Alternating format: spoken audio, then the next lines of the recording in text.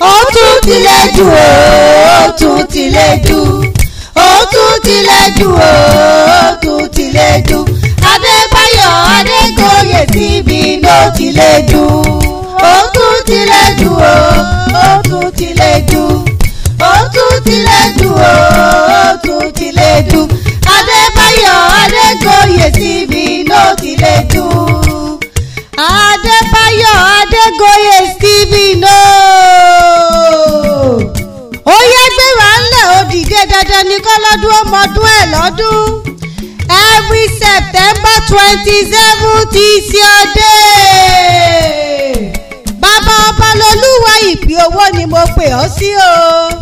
Ìpè ayọ̀ ìdùnnú ni mo pè ọ́ sí.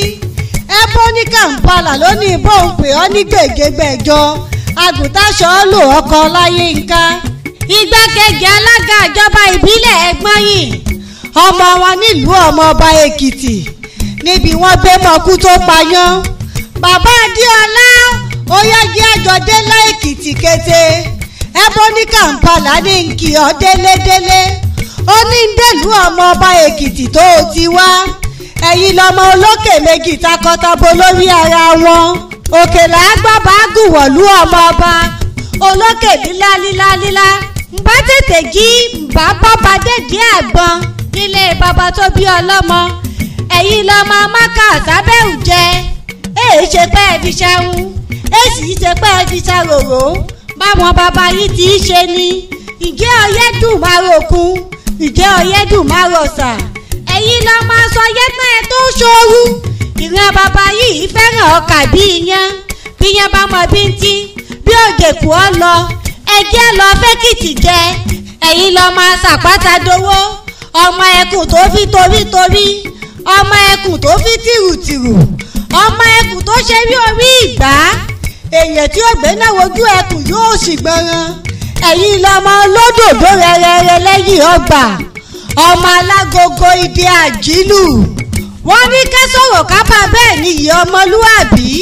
bàbá Ọbalolúwa fìwọ́ ọmọlúàbí hàn níbi gbogbo èyí ló jẹ́ wọn ó máa júwe bàbá Jeffrey bí olódodo àsìkò yìí ìwọ ò sí lágbo aago sẹ́yìn ọmọ ìka aṣojú àbí ọ̀rọ̀ ní kò lọ́kọ Ọláyínká ajẹ́pẹ́ bó o ṣe ń ṣe lójú orí bó o ti rí lójú owó bó o ṣe wà ló jẹ́ Ebony Kampala ó wá jí mi pẹ́pẹ́ pé ń wá kí ọkú ayọ̀ ìlédú ọdọọdún ní sápò orúwé ọdọọdún lẹ́rù wá wà ọdún yìí yọ kí pẹ̀rẹ̀gùn ó mọ̀ dáṣọ iyì ọ̀tún bora bàbá Ọbalolúwa ọdọọdún ló máa lọ síwájú